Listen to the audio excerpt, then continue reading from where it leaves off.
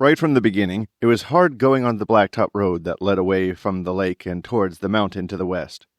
They stood on their bike pedals, struggling forward, as a northern wind blew against them from the high clouds racing overhead.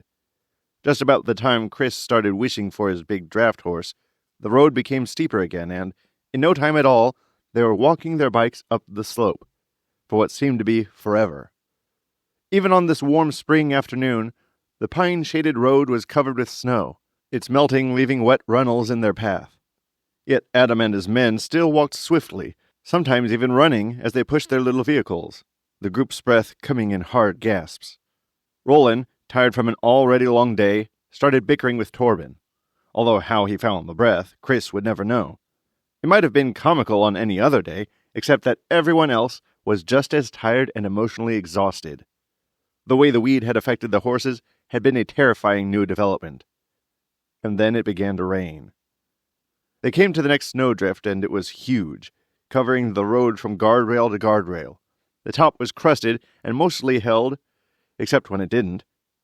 The travelers either slipped and slid across or fell through to encounter wet, heavy ice and snow. Adam never paused, but hurried on, sometimes sinking to his knees as he carried his bike over the heaped snow. Another man followed to help break the trail for the others. With the cold rain pelting them, they were soon soaked from the above as well as below. Megan struggled just ahead of him, her rounded belly now giving her difficulties as she tried to push and pull the bike over the drift, and Chris called to her, "Leave that stupid thing there, Tarin. I'll come back for it once I get mine to the other side." With a grateful exhale, she dropped it, then twined her hands in Rusty's thick fur. With the big dog's help, she struggled on to the other side, then tried to push her wet purple hair out of her face. Adam hurried back, told Rusty, "Good dog," and picked up her bike to carry it to the end. Roland soon urged Ada to drop hers, but she only growled, "I can do it myself, Roland. Quit babying me." Struggling through the drift just ahead of her, he stopped and, carrying his own bicycle on his shoulder, he tried to pull Ada's by the front wheel through the snow. "I'll just help you on this one, babe. You can do the next one by yourself." But it worked about as well as expected, and, thankfully, one of the other men came to help him as he neared the upper side. Torben caught his breath when he rested at the edge. "Mega Cowboy is hitting on all cylinders today. He couldn't ride his horse, and now he can't figure out how to move a couple of little bikes." Resting as he waited for everyone to clear the big drift, Brandon turned the collar of his camo-patterned coat up, tucking it close about his neck. "As usual, Torben, you are missing an excellent opportunity to just shut the hell up." Shortly after, the road crested, and they began to coast. At one sharp corner, another drift blocked the way. CJ, one of the guards, took Megan's bicycle while Chris helped the pregnant woman across, steadying her and lifting her through the deepest part. On the other side, she caught her breath and thanked them both. Under his breath, CJ muttered, "Guess women's lib ends when the belly shows." Chris chuckled and bumped his fist, then turned away from Ada's irritated insistence that she didn't need help. From behind them, Megan said quietly, "It's not about that, CJ. We all pull our weight. When I'm washing up our pots and pans after supper, you don't even think about it." CJ pushed his cap back, wiping sweat from his brow. "Not true, ma'am. I notice, and I'm glad you're doing it." Another man nearby added, not unkindly, "Truth is, some things are just easier for us, and some things are easier for you. Doesn't make either one less work." Cycling together, the group crested one more rise, then the road began to slope downward. They still had to dodge more drifts, but even so, the route was easy now, and, as they made real good time, Rusty began to struggle as he kept up. The sun began its descent over the western mountains, and, thankfully, the rain let up. With the tires of their bikes making squishy sounds on the wet road, Chris's mind drifted to when Letty had asked if they could go up to Yellowstone sometime. Now, looking at the open highway and imagining it packed headlight to taillight, the signs giving directions to ease traffic, and the wide pathways that purported to be trails, he remembered his father's scathing reply, "We ain't going there. Too many Turons. You can't see your way past all the cars. We got mountains just as beautiful right here in our backyard." They passed one sign after another, forbidding stopping and advising visitors to use the pullouts to view the sights. And there were plenty of those. Every half mile, there seemed to be another parking lot with numerous white lines assigning spaces. Chris knew what that looked like. He'd often seen it on the news reports and TikToks, counseling park visitors not to engage with the animals. It had been one more deterrent for visiting this epic area of spouting geysers and sulfuric cauldrons. But their group stopped nowhere. Instead, they silently coasted along the blacktop amongst the greening pastures, sometimes having to evade buffalo, moose, or elk that grazed along the edge where the best, most verdant vegetation grew. The road widened to a 4-lane highway, and they pedaled under an overpass marked for Old Faithful. Chris decided he would come back to see it one day, especially now that all the crowds were gone. Despite it all, the sunset was beautiful. Yellows, oranges, and blues peeking through the clouds, ringing the tops of the snow-edged mountains around them. They half-pedaled, half-coasted down into the area around the waterfall, sometimes having to wait for Rusty to clear buffalo, elk, or deer from their path. The big dog kept up with them, but was breathing hard at their rapid pace. But there was nothing Chris could do for him. The dog had grown much too big to carry on the bike. Another reason Chris determined he'd never commit himself to this mode of traveling again. As they went, Chris could feel the end of his journey approaching, as the pull became stronger and surer. Just after dark, they came to a small parking area carved out of the hillside, with a helpful sign marked Waterfall Overlook. In the middle of the empty lot, several adults, 3 men and 3 women, were seated in camping chairs around a fire built inside an old oil barrel. One old man played a guitar, but the sound was often drowned out by the thrilled cries of children who must have had an epic game of hide-and-chase going on amongst the pines. Several dogs of smaller, family companion breeds were tied by their leashes either next to their owners or to the guardrail just beyond. More camping chairs, neatly folded and stacked, and several folding tables, even a few yard umbrellas, gave the impression that during the day this area was often used for people to gather. The cyclists coasted to a stop beside the adults, and Chris called Rusty to his side. It would not do to have the big dog get in a territorial fight with the little family yappers. The guitarist halted his music as the group shushed their dogs and rose to their feet. But Chris's gaze immediately drifted to one of the men. A little older than Chris, wearing a stout canvas coat, a ball cap pulled down over his scarred brow, Chris knew by the resonance that the man was an air Tarin.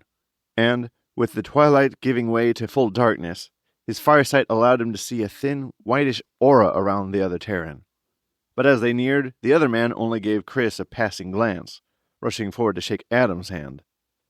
Chris turned to Megan and realized she had the same aura about her, only hers was purple. Maybe with the waterfall being so close, his perceptions were sharper. Or maybe he'd just been too harried by his own troubles to notice it before. He shook his head. He didn't know which it was. The air Tarin shook Adam's shoulder, grinning widely.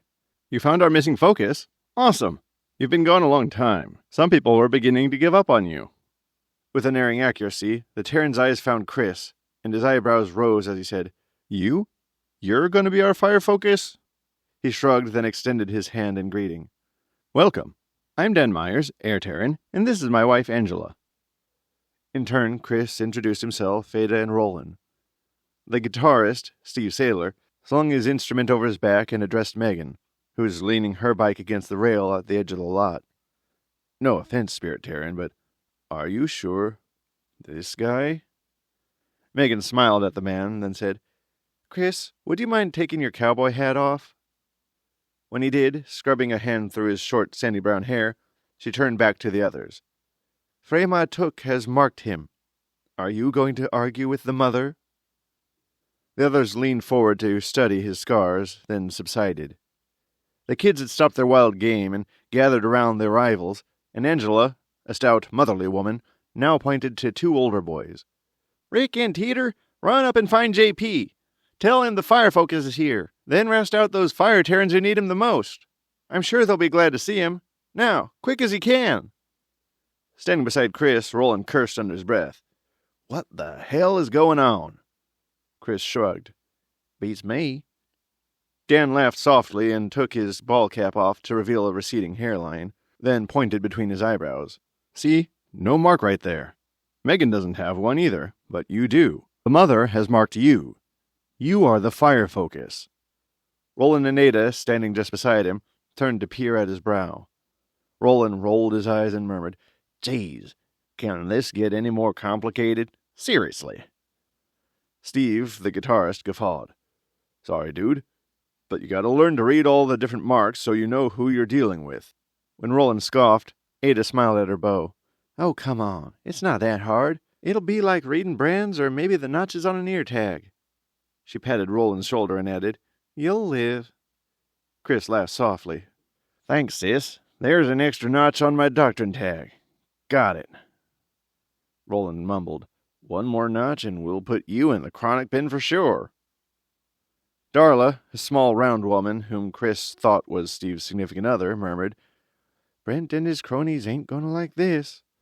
They just knew you guys wouldn't make it back." Steve added, "And they're sure as hell not gonna like you being a white guy. All the other focuses are Indian." Then, turning to Chris, he added, "What kept you? Why haven't you come to take your place here?" Chris exhaled a long sigh. "My family needed me. At first, after the power went to crap, I was the only one who could see at night to watch our calving heifers. And then I was the only one who could turn useless little sedans into horse-drawn wagons." Dan smiled. "Yeah, I know how that goes. Once folks figure out what you can do, they keep finding more jobs for you. But the dreams pulled at me so hard I couldn't stay." Gesturing to his wife and the young boy beside him, he added, "I even brought my family, all the way down here from Bozeman." Roland asked, "Did you travel with horses or bikes?" Dan replaced his cap. "With no snowplows running over the winter, the roads were drifted over pretty bad. So we hired a bunch working out of one of the old hunting supply stores. They found gentle horses for my wife and kids and had us down here in 5 days." Roland nodded. "Oh, yeah. Bikes don't do drifted over roads." Then he added, "Did you and your family run into any trouble, Dan? Down in our area, wolves would have jumped at the chance to take a family like yours down." Dan grinned savagely.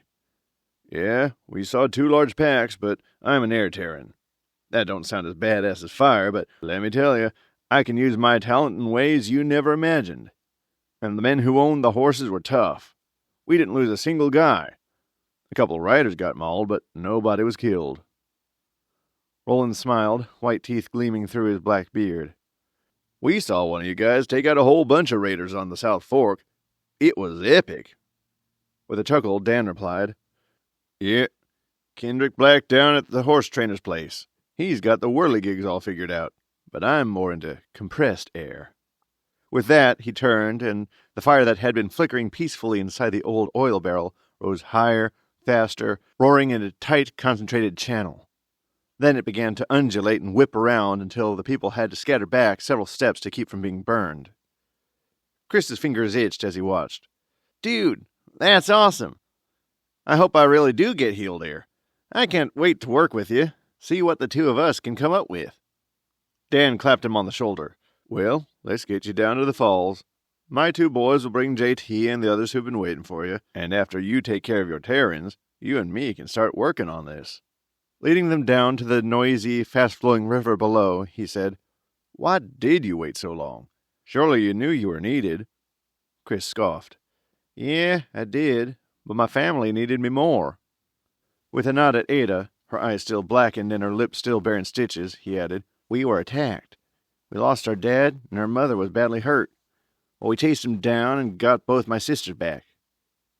Ada drew close and hugged him around the waist, and as he put his arm across her shoulder, he added, "I was needed at home." But he saw that the other man, well, none of the others, really understood.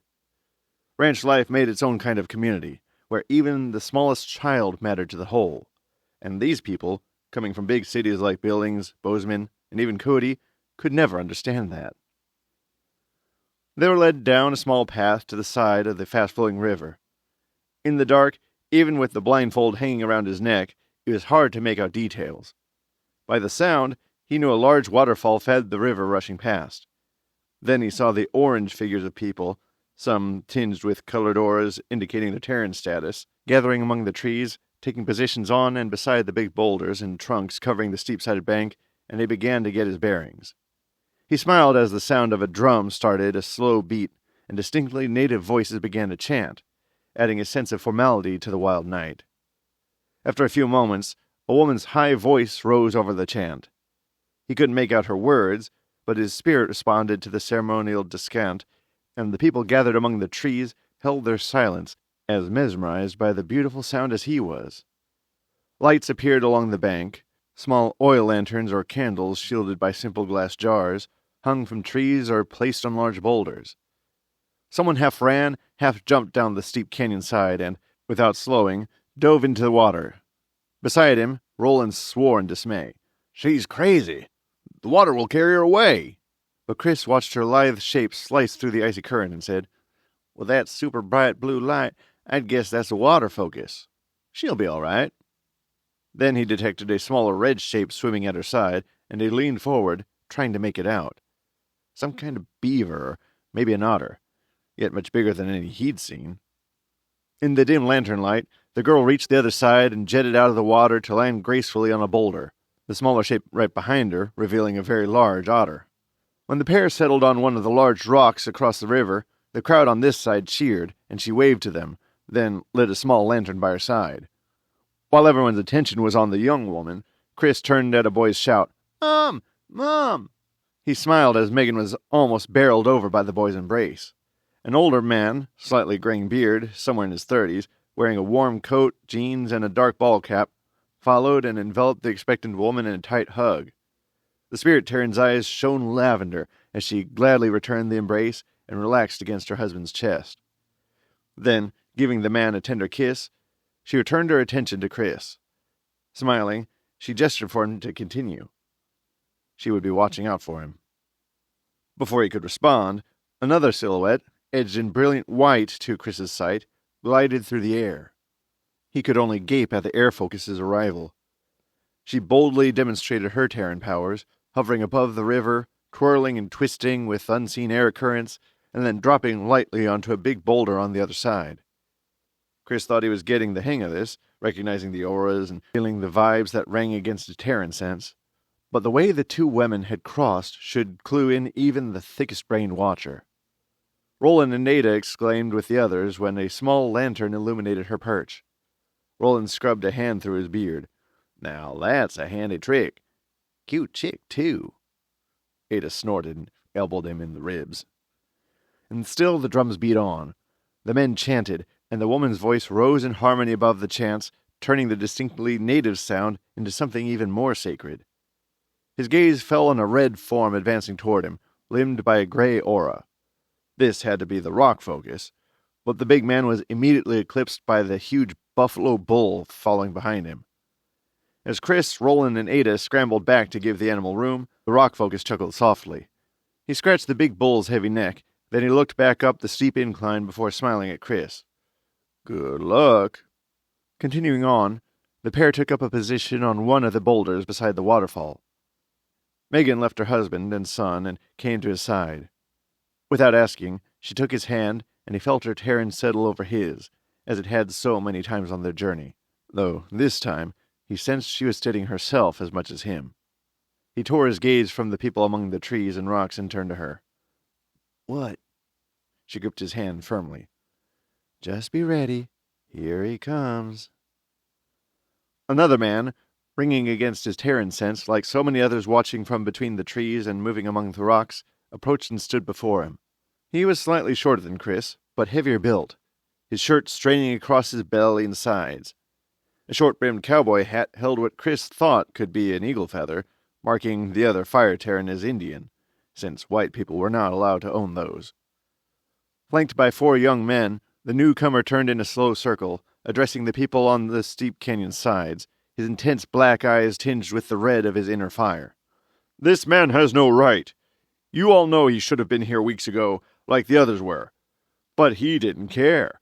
4 focuses followed Freymatuk's calling and helped their Terrans through the changes, but not this one. Where was he? Many of us fire Terrans have burned out because of him." His men pumped their fists and whooped, and a few quieter voices in the wooded slope answered in agreement. As Chris took in the crowd's reaction, he realized he no longer stood alone on the bank. Adam, Brandon, Even Torben and the other men who'd crossed the mountains, and then the park with him, now stood behind him, Ada and Roland. For a moment, Brent's supporters weighed the men backing Chris and fell silent. As the two groups sized each other up, the hostility in the air became palpable. Breathing it in, the Fire Terran stretched out his hand toward Chris. "I will be the Fire Focus. I've been here helping where I can. I've brought our people to get help, just what a Fire Focus should do. This scrawny white rat only came today. All the others arrived weeks ago, tending to their people. I challenge his right to the position." He raised his voice. "I claim the right to go before Freymatuk and seek her blessing." As cheers rose, another man, this one with the vivid purple aura of a spirit focus, descended to the river's edge. About Roland's height, but much slimmer, he stepped into the most illuminated part of the bank and calmly motioned for silence. "Hold it, people!" Standing on the prominent rock, he turned, arms spread. "Brent, you can't challenge the focus Freymatuk has called." He laid a hand on the Fire Terran's shoulder, his eyes shining with violet light. Addressing the crowd, he said, "Those of you who are Tarins, feel this man's power." He paused. "Who among you will say that Brett's power is greater than that of the white guy the mother has put before us?" He let the words settle, then continued. "And not only that, through the tree I've had word of something like this at another focus circle, another holy place. Somewhere so far away, the people I saw were all Asian." At the mention of distant news, the crowd fell quiet. Since the power had died across the world, and TVs and phones no longer brought instant updates, everyone craved news from afar. The spirit focus, his aura and his eyes bright with purple, added, "I posted this on the bulletin board a couple of weeks ago. Surely some of you read it." After a beat, he went on. "The Earth focus was challenged and killed. The winner, just another Earth Terran, was not accepted by Freymatuk. Now that circle over there is searching for their new Earth focus, and they haven't found him. They have no way to relieve the Earth Terrans who've overextended their power." A vision sprang to everyone's mind, and the spirit focus eyes almost glared with their inner light, the scars around them pronounced and pulsing. Rock pillars dotted a small jungle clearing, their vaguely human appearance disturbing. They were the remnants of the Earth Terrans who'd used their talent too much, and had not been able to find healing. They had no focus to take them before the goddess. He turned and laid his hand on Chris's shoulder. "This is the man Freymatuk has chosen for us." Chris heard the truth in his words, saw a vision of the devastated circle. Guided by the man's hand, he turned and turned about, letting all examine him. "He's white, not Indian like us other focuses, but look at the mark between his eyes. And who else already has their animal companion? Only us focuses have found them so far. Yes, the huge dog at this man's feet shows his calling as much as the scars." Contempt thickened his voice. Brent said, "A dog? Oh yeah, that's a sign for sure. Been in the weed again, Brent." He gestured to the crowd. "We all have dogs." The spirit focus smiled at Rusty. "But this one has become something more. All of us who are spirit can see the link forming between these two." To Chris's wonder, Rusty looked at JT and seemed to smile, ears laid back, the corners of his mouth turning up, then bumped Chris's thigh in reassurance. The spirit focus guided Chris to walk another circle, muttering, "Take your cowboy hat off, moron, so folks can see your focus mark." When Chris tore it off, JT called, "Freymatuk has marked this man. No other will be received." A collective murmur rose among the falls, men and women arguing among themselves, and Brent shouted over them, "That's bullshit, JT. That might work for a bunch of village idiots on the other side of the world, but it won't work for us." He turned to the people crowding the lighted area. "We are Americans. We've always elected our leaders. Are we going to stand for this?" Another Fire Terran made his way down the slope. The young man's eyes burned red, his scars swollen and painful. When he spoke, tiny flames slipped from his mouth, and his hands trembled as he clung to a young woman for support. "Brett, I don't have time for this. I'm hanging on by my fingernails. Get out of the way. I need that kid to go and take his place." The woman put a hand on Brent's arm. "Please, Brent. You don't know what it's like. You didn't burn yourself out. Let the man through.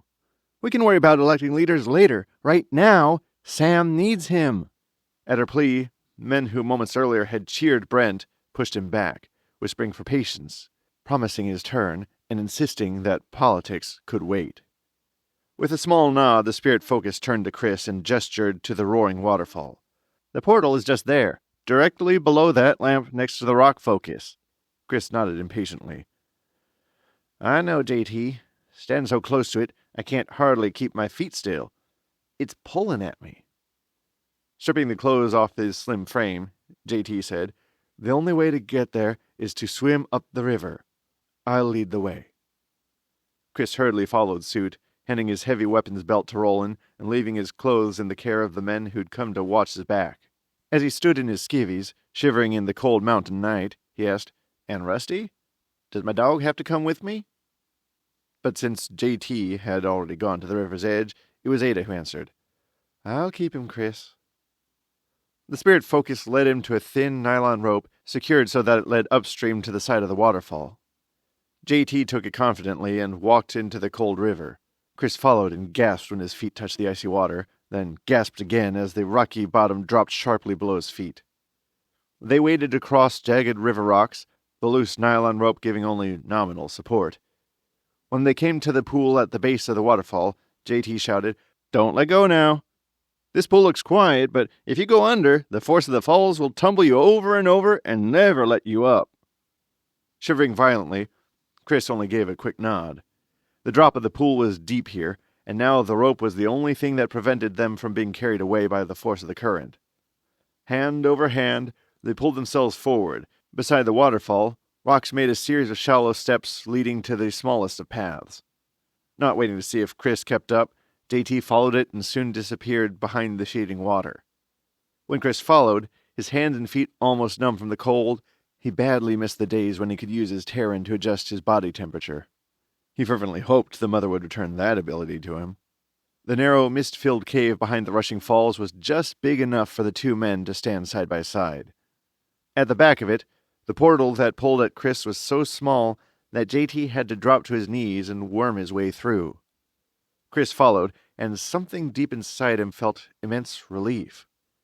To finally enter this place, the place that had directed his steps, his very actions, for so long. His firesight offered only the faint outlines of JT rising to his feet and taking his position along a wall. Chris emerged and looked around. He sensed an immense, mist-filled cavern before him. Fog swirled all around, clinging to the walls and floor. When he tilted his head upward, he could discern no ceiling, the thick haze conveying a vast, endless space. And still, the weight of the mountain pressed on him. Somewhere ahead, in the center of the expanse, an ambient light shimmered. When Chris looked at the spirit focus, JT waved him forward. Steeling himself and not at all sure of his steps, Chris walked towards that shimmering light. A mist swirled around him, clutching at him with inanimate hands. After a few moments, he came to a set of ancient steps, an old pedestal almost hidden by the foggy depths. There, just above, a vague visage coalesced, congealing into an almost solid figure. Here was the goddess who had haunted his dreams and had begun to rule his days. "Come closer, fire focus of the Yellowstone Circle." The golden voice felt as if it had always been present, a subtle whisper beneath his thoughts. The sensation was akin to the soft touch of Rusty's nose, or the brush of an ageless wind across his face. Warm, yet cold. Delicate, yet firm. Chris felt the love for an entire people, but also a deep, personal tenderness directed solely at him. Goosebumps prickled across his arms, and he shivered, realizing the emotions overlaying his were like this cavern, beautiful and embracing, but cold and unyielding as well. He stumbled a few steps closer and saw her image shimmer as though she wasn't really there. He couldn't help but be reminded of the holograms depicted in the movies or some fancy video games. Fascinated, he moved even closer, and the image smiled at him. Her white hair, swirling about her regal figure and moving with the mist, was long enough to sometimes brush over the cavern floor. Gray eyes stared into his soul, and he felt a probing inside his mind. Deep down, he knew the gifts of the Tarins had come from her, the mind of the spirit, the passion of the fire, the movement of the water, the strength of the rock, and the omnipotence of the air. They hadn't been born of her mortal form, yet still, she was their mother. The voice, clear and ringing in his mind as well as in his ears, said, "I am the one who made you. All of you," she said, her gesture somehow encompassing the gathered Tarins outside. "I have sent you the dreams of knowledge for you and yours." Chris bowed his head to that truth. The dreams she'd sent had proven true. They'd shown him the changes falling over this world, the failure of all mechanical things, the Tarins' power, the violent storms, and lately the new weed cropping up. The ancient spread her hands. "I was once the guardian of this realm, but Sanpet, my chief rival, has taken it from me. Now the only thing I could do to help my beloved humans was to gift some of you with an extension of my power." She approached and laid her ephemeral hand on his head, and he felt something akin to an electric jolt, pierce him, and his muscles contracted, and he flung himself erect, the current spreading his arms and stealing his legs as he stood against the force of her power. He knew his eyes now shone with their intense red light as the scars over his face pulsed with the Tarin inside him. He felt the injuries he'd received inside the burning house correct themselves. The Tarin that had been damaged, shifting, aligning itself to renewed flawlessness. It rode high inside him, bubbling up from his core. He wanted to raise his arms in triumph, to loose the fire that could once more come to his hands. But her authority had seized him, and he was held immobile before her. Her words reverberated through him. "Not yet, Focus, and not here, in this place." He staggered a small step when she released him, and the mist peeled back, revealing a small tree with only a few bare branches. "That is the tree you must nourish. Channel your energy into it. Nourish it with your abilities. In return, I will cultivate the talent within you. That tree is your tether to me." In his mind's eye, he saw himself kneeling at a strange tree, feeding it his worship, his Tarin, even his experiences into it. He felt how it strengthened her, how it would recover the influence she'd lost when Sanpet had bested her. Her image flickered and became transparent, wavering before his eyes like the beam of a dying flashlight. Yet she'd answered none of the questions that weighed so heavily on his conscience. Stretching out a pleading hand toward her fading image, he implored her, "Mother, don't go! What about the others? How will they survive now, with the attacks Sanpet is bringing against them?" And lastly, with a shout at her disappearing figure, "What about my family?" But he found no mercy from her here, and she continued to fade from his view, from his mind. Frustrated, he cried, "I need to go back and help them. I can't fight in this insane war I've never even heard of. I have to go home. They need me." Yet he received no answer, and his feet impelled him to make his way down the steps and back to the portal, his mind reeling with questions and doubts. The spirit focus awaited him there, and they slipped out of the cave one by one. Returning to the small space behind the falls, with the noise of the water rushing past them, he exhaled heavily. "She didn't tell me nothing. Nothing I don't already know." JT's heavy sigh was drowned out by the roaring waterfall only a few feet away, and he had to raise his voice to be heard. "Don't worry about it. Those of us who have been before the Mother have all suspected that here we only get some kind of recording. But once you get to the tree, you'll find some of the answers you need." The smaller man led the way past the rushing water, but instead of returning into the river, he led the way upwards, climbing from boulder to boulder. Others, Tarin and non-Tarin alike, had made their way to the rock formation, clutching precariously to their perches. They cheered his ascent as he followed JT higher and higher. Rusty joined his side. The faithful dog easily scrambled over the rocks and bumped Chris's thigh in reassurance as they climbed in the darkness. The Tarin inside Chris once more felt right, and he itched to loose it, to burn something, anything to bits and pieces of ash. The small sapling JT led him to was an odd-looking thing. Not only the tips of the branches, but also the trunk displayed small, narrow leaves in a riot of colors. Purples, blues, reds, and greens were represented in every shade imaginable. The area had filled with people, men and women both, and mostly young. Yet there was a sense of reverence about the crowd now, evident in even Ada and Roland's expressions. This was the holy place of the Yellowstone Tarins circle. This weird little sapling perched in a crevice between 3 large boulders. Dimly, with his Tarin itching to be released, he realized the reverent silence that held the watching crowd. Peripherally, he noticed the guys who'd helped him come here, Adam and his men, as well as Brandon and Torben, the 2 archers. Megan watched from another boulder, her husband and young son beside her. At the spirit-focused gesture, he crouched down and hesitantly put his hands on the slender trunk. He felt a distinct sense of recognition as it shivered slightly under his touch. The smooth new bark pulsed under his hand like a kitten, rubbing up under his stroking fingers, or a cow pushing against him, asking for corn.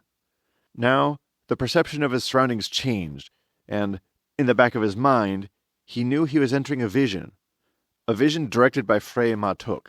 With his hands wrapped about the sapling, he was unable to pull back, to pull away from its power coursing through him. The goddess approached, now a girl of his own age, attractive with her slim form, long white hair, and piercing gray eyes, and no longer a maternal older figure. Confidently, she walked towards him and, without waiting for his consent, took his face and brought his lips down to hers. Only the most mulish rudeness would allow him to refuse this kiss, but for a long moment he thought about it, unwilling to lose himself in her games. He stilled his objections and accepted her advance. Standing intertwined in her embrace, he began to see clearly from the insides of his being.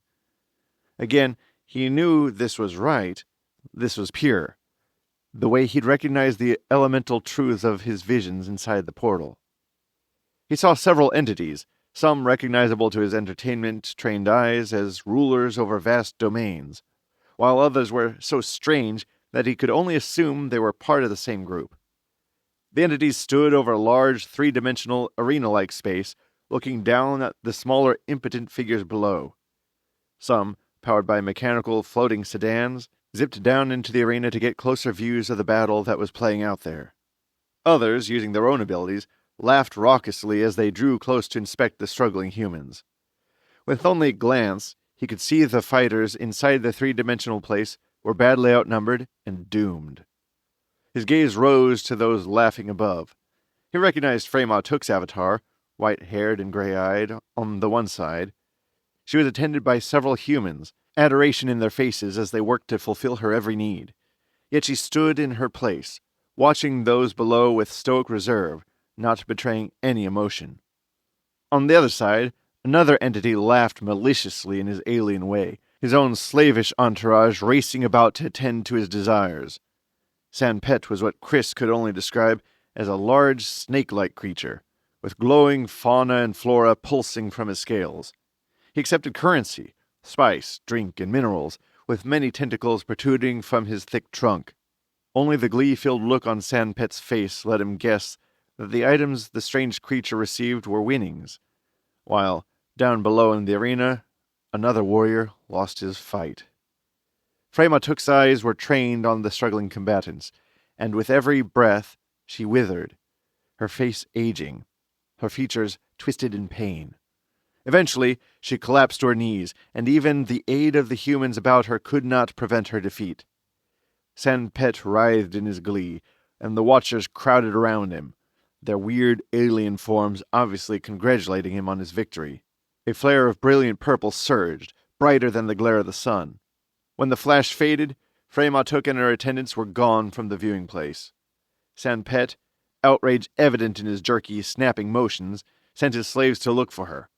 Many of the watchers, anxious to show their allegiance to the victor of this game, assisted by sending their own followers to his aid. Chris blinked hard and took a deep breath when Frey Matuk released him. No longer aged and withered, she was once more a young woman, and her vibrant gray eyes held his. He took a trembling step back. "That burst of purple, was that when you picked us? When you gave us your gifts? When you turned some of us into Tarins?" The woman bowed her head, eyes shut in solemn recognition. "Yes, that was all I could manage. A last bit of my strength for my favorite realm. But it bought us a final chance. The last chance to defeat Sanpet." Chris began to shake his head, denying what was evident in the vision he'd been shown. "That doesn't make it any better for me. I promised to return to my family, my people, to help them in this terrible time." She sighed heavily, closing her eyes in her grief. On some level, he felt that this sorrow was truly for him and his plight. "You don't understand. Sanpet has found my realm, my most cherished world, and taken it from me. Humans will now be fed into the slaughter of the game like all the other species. And I have spent the last of my strength to make you into Tarins, so that you can protect them.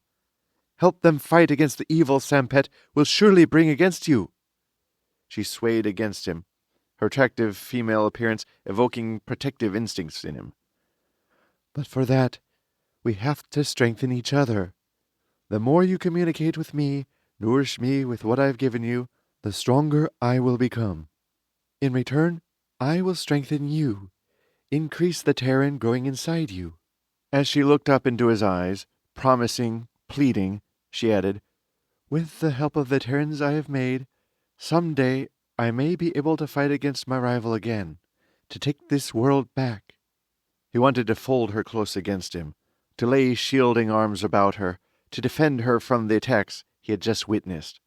But some angry part of him resisted. He would have no part of this war that was not his, but hers alone. He met her pleading eyes with cold, calculating ones.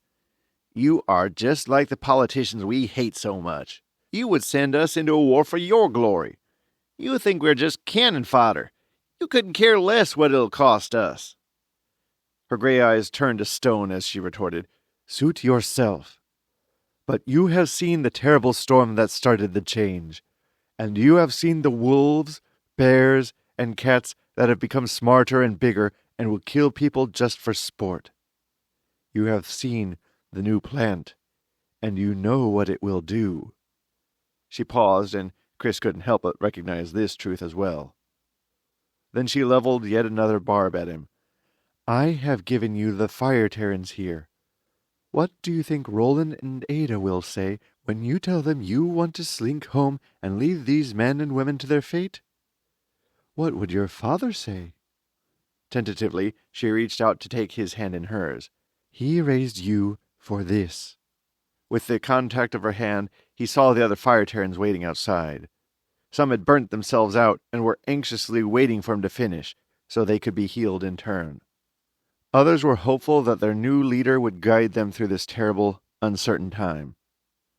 With that mind picture, he understood her words.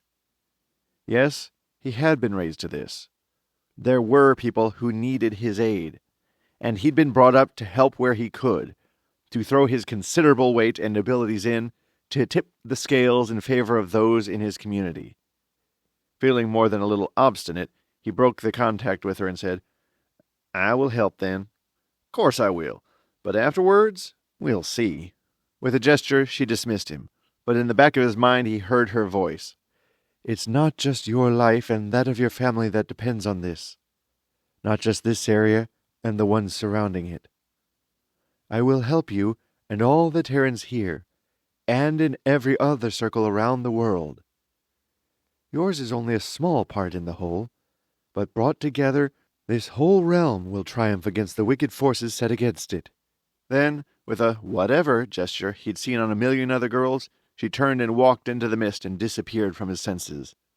Suddenly, he felt the breath of a cool mountain wind on his face and heard the subdued murmuring of the people gathered on the ancient granite boulders. He found himself kneeling beside the strange little sapling, his hands gripping its thrumming trunk. Her parting words were little more than fading whispers. "You are the fire focus for these mountains.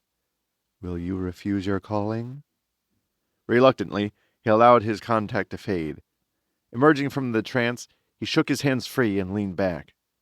Rising to his feet, he looked around and saw all the Tarins amongst those gathered, the fire Tarins standing out to him with their faint red auras. They watched expectantly, and he knew they waited for confirmation, some kind of sign. Feeling Rusty's heavy head press against his thigh, he stroked the dog once, then leaned back and looked to the star-filled sky above. Feeling the fullness of his power return to him, he allowed his eyes to fill with their terrifying, exhilarating glow. The scars over his cheeks and brow rose with heat, and the familiar ecstasy filled him as he pulled his Tarin up from his core. He wanted to shout his relief into the dark night when he felt it answer his call, but instead he loosed it, ejecting it from his hands as he aimed at the stars far above. Roaring with power, his Tarin flew high, spreading wide and illuminating the forest glade. He vaguely noticed the men, women, and children gathered around, tucked between the stout pine trees. Their gazes followed his fiery beam with awe on their faces, and when the line reached the top of the trees and then continued far past it, they shouted, "Focus! Focus!" Several voices rang out in the distinctive Indian yee victory cry. He staggered slightly as a solid weight hit against him, and he gasped, not just with surprise, but also with a struggle to keep the stream aimed up in the air, away from all the people. "Oh, Chris, thank God!" Ada's voice sounded in his ears, as well as Rusty's glad, open-mouthed laughing sound. Grinning widely, he turned to her, knowing his eyes were only fiery glows, and the scars around them stood out in ridged, colored welts. "I thought you hated when I looked like this." Purposefully, he added a new trick of letting flames trickle out of his mouth with every word. She pretended to shudder, but smiled. "I do, but I was so worried when you couldn't do it anymore."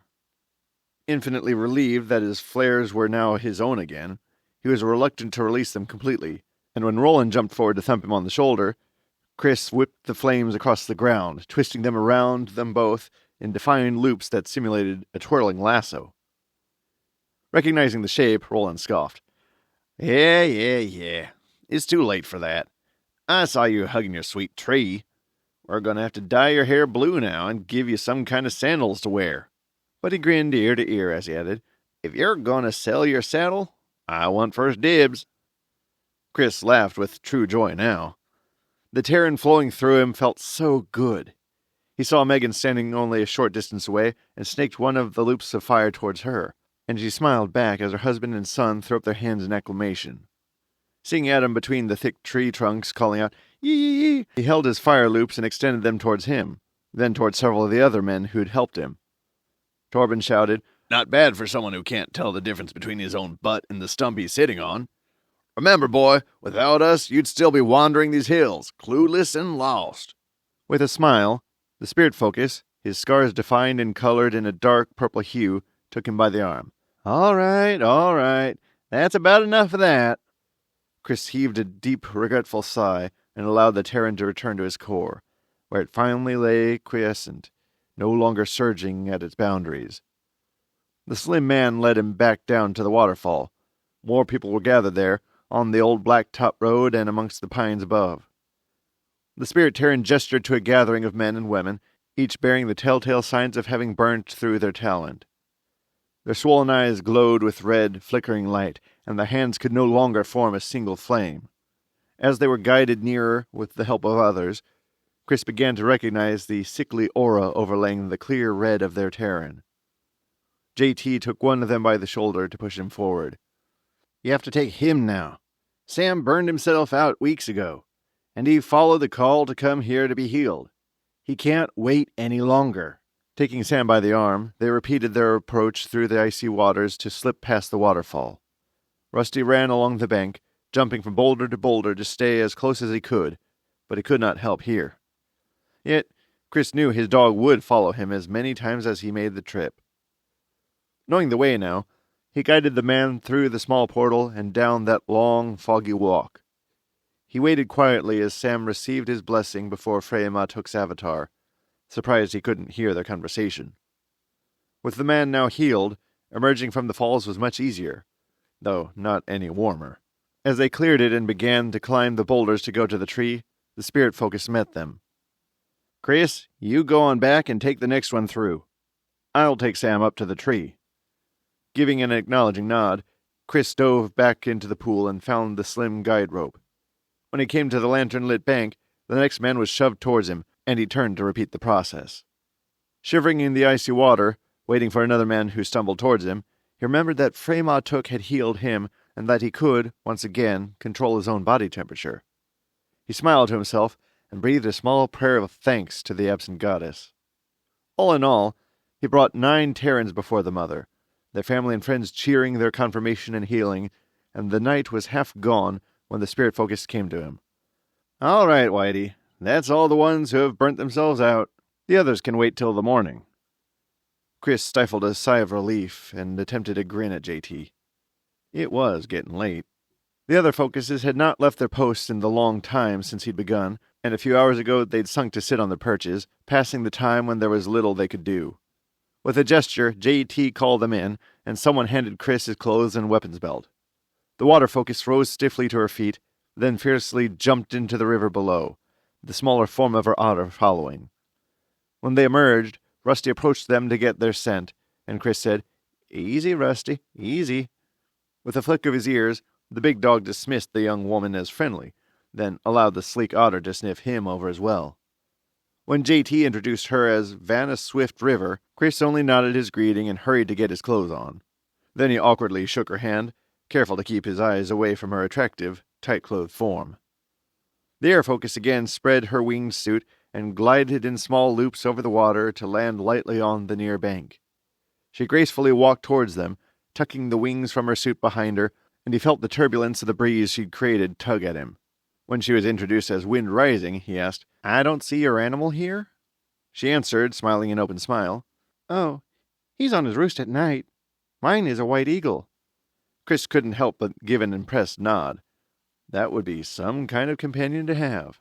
The rock focus approached and introduced himself as Travis Iron. "Glad you finally made it, Fire. We were about ready to give up on you."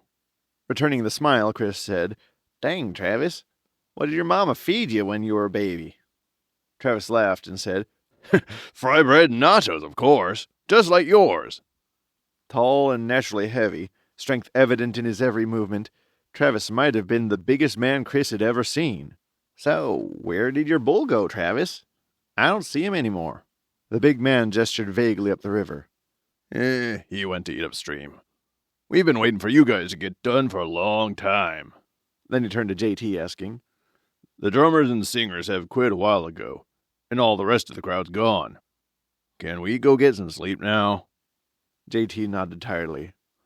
"We'll do the rest tomorrow. I'll send someone to wake you up when we get started again." Travis offered a hand to Wind, and she put her small one in it with an affectionate smile. "We'll see you in the morning then, Whitey, and you'll get to meet Seeker."